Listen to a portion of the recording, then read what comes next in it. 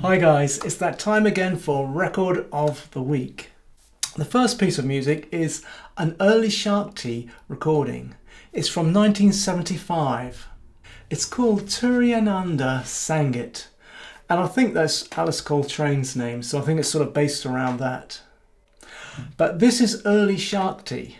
This is 1975. The whole video or recording is about an hour long. And you hear John's guitar playing about 15 minutes in and about 46 minutes in. What makes this interesting, of course, is this is the early Shakti, and you hear them working on ideas that later on, obviously, they expanded on the albums that they released. But hearing this early performance, you get to hear this sort of developmental nature, or the things that they were using and working on, which did become their trademarks in the end. And it's great to hear John's guitar playing as well, because you hear all of these ideas that he was working on. And so for me, in a sense, it's a bit like listening to the Shakti sort of blueprint. They all play amazingly well, but it does to me sound looser and like they're working on ideas. It's developmental. That's the way that it comes across to me. As a composer, this is really interesting. And also as somebody plays guitar, this is interesting.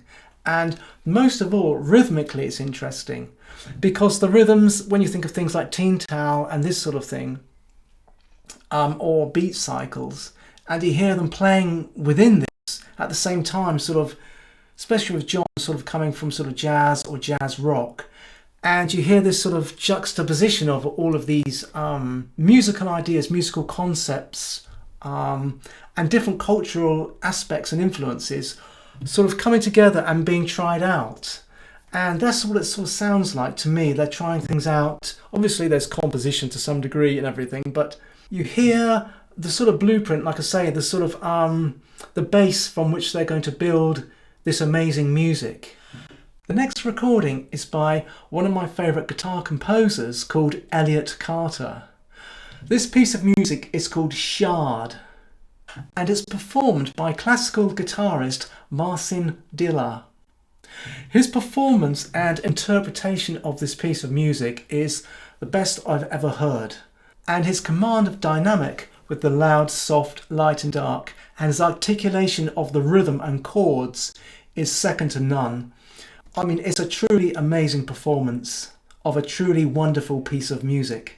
Now, this is not everybody's cup of tea. Not everybody loves classical guitar or 20th century classical composers or 20th century classical compositions. But if you're patient and you listen to this, and especially if you look at the score and you look at the rhythms, you will be amazed, because this is highly inventive thinking, highly original, and the way that the rhythms are used and they bring out the chords and the way the thing sort of slots together is truly unique. And if you're a composer, you'll find this, you know, even if you dislike it and you look at the score and you hear it, you'll be amazed, because the rhythms are absolutely fantastic in this. And they're only slight, there's slight little notes that articulate these rhythms along, but they're illuminating, and they give you lots of ideas, especially myself, because I'm so bored of rhythm and in music that we hear now. It's always the same. So to find things that are new, and also chords, the chord sounds are new, they sound interesting. And I'm always looking for new things. So I've been highly inspired by this piece of music, actually for about 2 weeks now.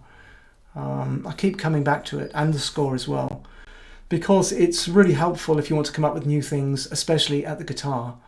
My final piece of music is from the outtakes of Bitches Brew by Miles Davis.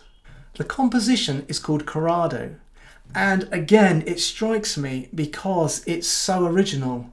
I mean, really, these were the best jazz musicians of the day, really, and hearing all of these people just run with an idea in a great big expensive recording studio in 1969 and they're just going for it is super inspiring. It gives you hope in music. Again, back then, originality was just so important. Doing new things, pushing the boundaries, daring to do new things, having some vision to create a new form of music, and also the courage to try things out, even if they're rubbish, even if they go wrong, even if they don't work, just to do it, and to do it with passion and some sort of belief and just go with the energy.